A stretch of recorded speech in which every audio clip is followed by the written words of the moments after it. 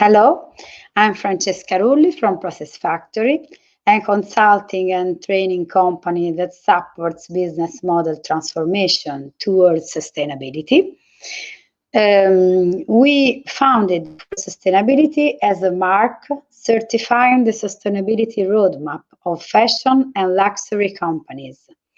Today, I speak with Remo as an interesting European initiative on recycling and environmental impact. Good morning, everybody. Good morning, Dalia from Remo. Good morning, Francesca. Good morning. Dalia Benefatto is a consultant for sales and development of Remo, and we are really happy to be here with her. So she will tell us about Remo, this label, their experience. Remo is a new startup based in Netherlands and is an important initiative for circular economy and starts in Netherlands focusing on circular economy and communication for consumer. And during these last years, this issue is really an important topic for sustainable development. So it's really important for us to have Dalia with us to speak about it, to speak about their experience, their important success stories. And so we can start our speech really frankly and honestly, as we usually do. So, Dalia, please tell us how was Remo born and what is its ambition? Yeah, Francesca, thank you for the opportunity.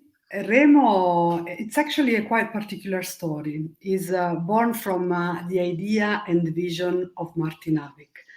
So this guy from the Netherlands, and he came to Italy like 25 years ago and used to work in Prato. And he used to be also a professional cyclist. Actually, he also won the Tour of Italy with Francesco Moser.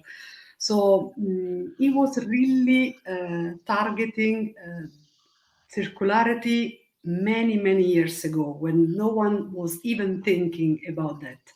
And he get to know this wonderful district of Prato and the huge culture that those people, those 7,000 companies have about recycling.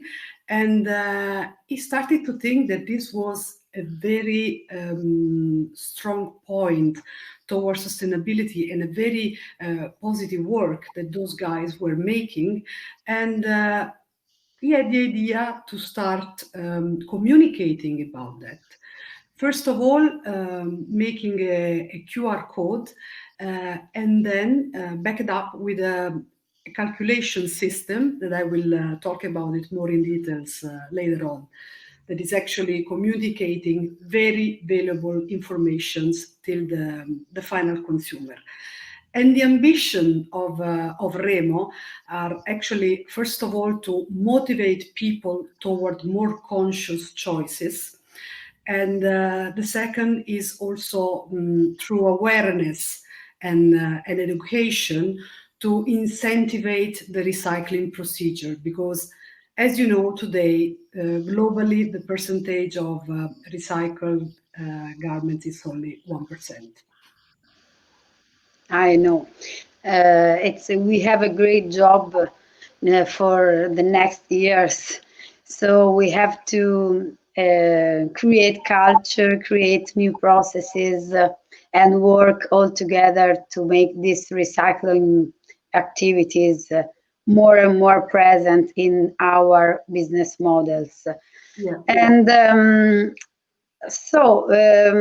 are there already products that use Remo Key? They are present in the market. Can you tell us some example about it? Yeah, Francesca, as you know, since the last year, the awareness toward sustainability and also toward recycling is very, very much increased. So we actually have some very positive case histories. Like the first one that I would like to mention is the one with Greenland, where you can see they are doing this nice open and colorful open shoes. And here it's involved not only the final label that is communicated with the hang tag, all the calculations about the environmental impact savings, but also their supplier of the recycled material of the felt is actually Bigagli, and is one of the companies based in Prato, and is also a Remo partner.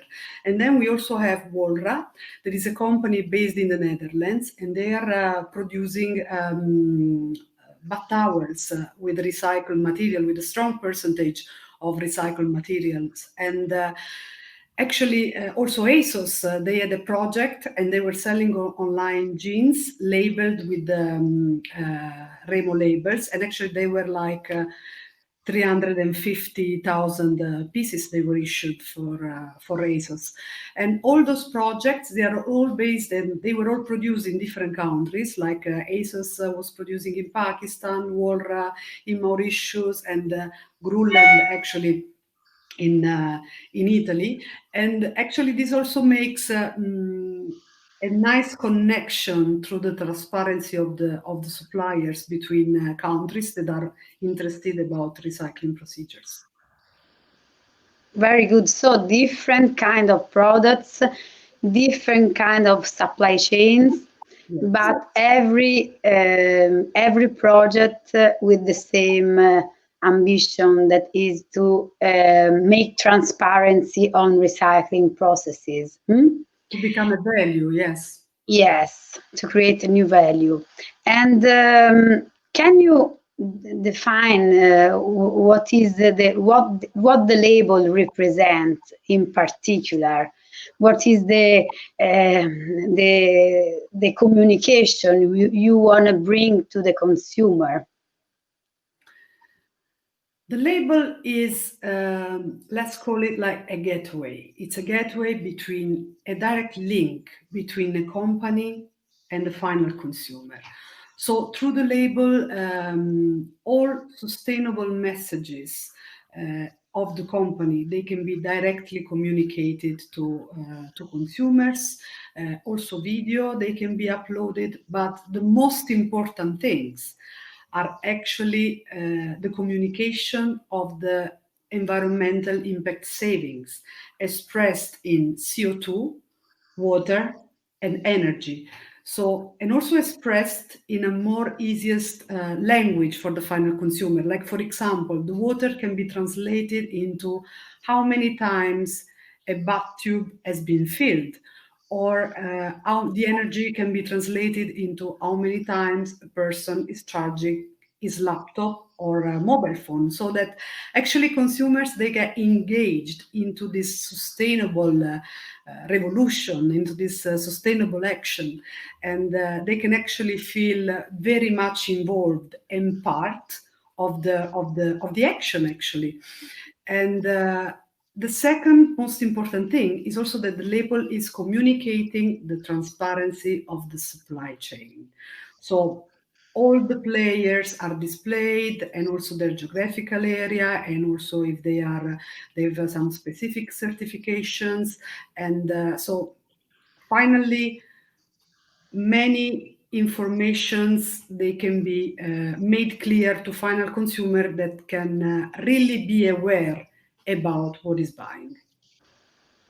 Yes, I think that this label works in the direction of consciousness, of creating consciousness in the consumer, because today we have a little part of consumers that are really conscious about using recycling materials. So it's really important to have a label that create a connection from processes, industrial processes, and consumer. And yes. Yeah, they can be also part of it because they are not feeling like they are only the ones spending the money, but actually they now have the real power to decide where to spend their money and why. So this is a little bit the change of perspective that is fundamental.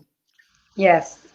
And can you tell us what is the label release process?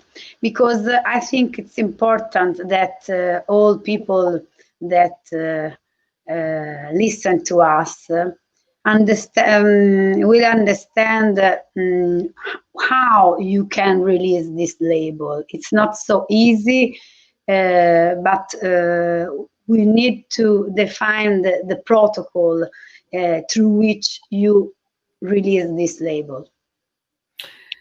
Yeah, so we have actually five simple steps for the label release. And the first one is actually to reply to an online questionnaire that is made in cooperation with Process Factory, so with you actually. And it's a self-assessment that is going to ensure us that the companies that are joining Remo Key program, they are not only companies that are using recycled material, but they are also companies that are actually implementing the ethical and sustainable level of their operations and initiatives, and that the company is also following the normal, what it should become like a normal protocol of paying people the right amount of money, or having care about their conditions and how they are working, and respecting all those, let's say, minimum and fundamental requirement that a company can be called sustainable and ethical. So this is the first reason why we have been cooperating to realize this online questionnaire. The second step is the data collecting. So after a company has been enabled to join the program, there is the request to collect all their data. So what we need to know is all the supply chain, and where they do get from the fiber till the manufacturer. So where they do buy the fiber, where they do buy the yarn and the fabrics, and where is based the manufacturer and which company it is, and also general information about the end product. After collecting all those data, there is the third step, that is the calculation process of the environmental savings. So this is based on the final fabric composition, and actually is confirming the percentage of recycled content from raw materials, and the saving expressed in water, CO2, and energy. Then there is the fourth step, that is actually the graphic design of the product label, so the issuing of the Remo Key label, and the generating of the QR code.